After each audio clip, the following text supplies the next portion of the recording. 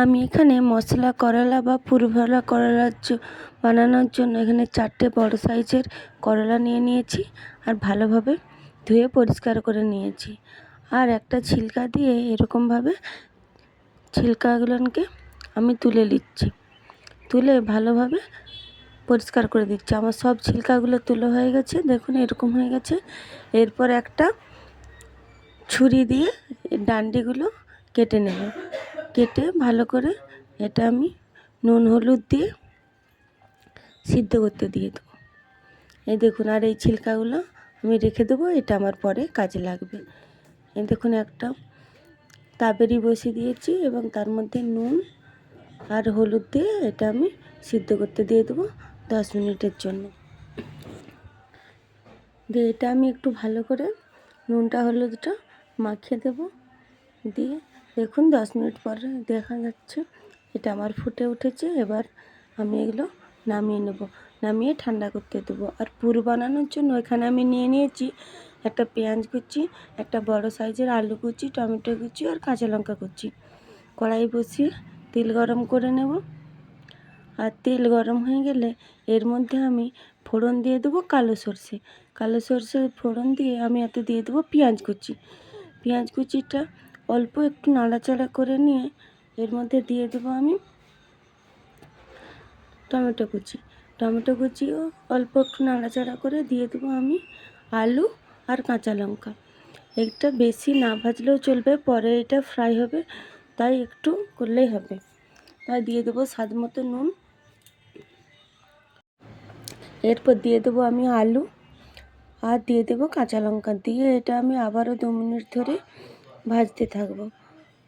ভাজতে ভাজতে যখন এটা আমার ভাজা হয়ে আসবে তখন এর মধ্যে আমি অ্যাড করে দেবো করলার যে ছিলকাটা আমি আগে তুলে রেখেছিলাম, সেই ছিলকাটা।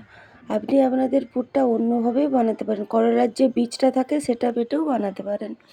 আমি এখানে করলার ছিলকা দিয়ে বানিয়েছি এবং করলার ছিলকাটা দিয়ে আমি আবারও 2 মিনিট এটা ভেজে নেব।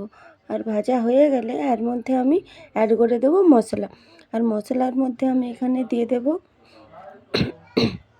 কাশ্মীরি লঙ্কার গুঁড়ো আর ধনে গুঁড়ো, জিরে গুঁড়ো আর সামান্য হলুদ গুঁড়ো দিয়ে এটা আমি ভালোভাবে আরও কষাতে থাকবো। এতে আমি কোনো জল ইউজ করব না, এতে যে জলটা আলুর মধ্যে বেরিয়েছে সেটা দিয়েই আমি এই রান্নাটা হয়ে যাবে। আর এটা আমি আবারও 2 থেকে 3 মিনিট ধরে ভালোভাবে ভাজা করে নেব। আর এটা ভাজতে ভাজতে একবারে গ্যাসের ফ্লেমটা লো করে রাখবেন, নাহলে কড়াই লেগে যাবে। পুরটা আমার হয়ে গেছে, নামিয়ে নেব। আর এদিকে অন্য কড়াইয়ে তেল গরম করতে দিয়ে দেবো। আর তেল গরম হতে হতে আমি করলার মধ্যে পুরটা ভরে নেব। তার আগে একটা ছুরি দিয়ে এই দেখুন এর মধ্যে যেই বিচেগুলো রয়েছে সেগুলো আমি বের করে দেবো। আর যেটা বড় সাইজের করলা আছে সেটা আমি এরকম কেটে দেবো, কেটে এর মধ্যে আমি বিচেগুলো সব বের করে নেব। আমি এরকম সেম প্রসেসে সবগুলোই করলার বিচে বের করে নেব। বের করে এর মধ্যে আমি স্টাফিংটা ভরে দেব। দেখুন এই করলার বিচেগুলো আমি বের করে দিয়েছি, এবার স্টাফিংগুলো সব ভরে দেব একটা একটা করে একটা চামচ দিয়ে। আর এগুলো যাতে না বেরিয়ে আসে আপনারা কর্নফ্লাওয়ারের গোলার মধ্যে চুবিয়েও ফ্রাই করতে পারেন, কিন্তু আমি এমনি করছি। দেখুন আমার সবগুলো করলার স্টাফিং ভরা হয়ে গেছে। এরপর আমি এগুলো ভেজে নেব। কড়াইয়ে অল্প তেল দিয়ে ভাজবেন, নাহলে স্টাফিং বেরিয়ে আসবে। দেখুন আমি একটা একটা করে গরম তেলের মধ্যে দিয়ে দিয়েছি, দিয়ে এগুলো আমি ভেজে নেব। আর গ্যাসের ফ্লেমটা একবারে লো করে এটা ভাজতে হবে, উল্টে পাল্টে ভেজে নেবেন। আমার সবগুলো করলা এরকমভাবেই আমি ভেজে নেব। দেখুন লাল হয়ে গেছে, এরপর নামিয়ে নেব।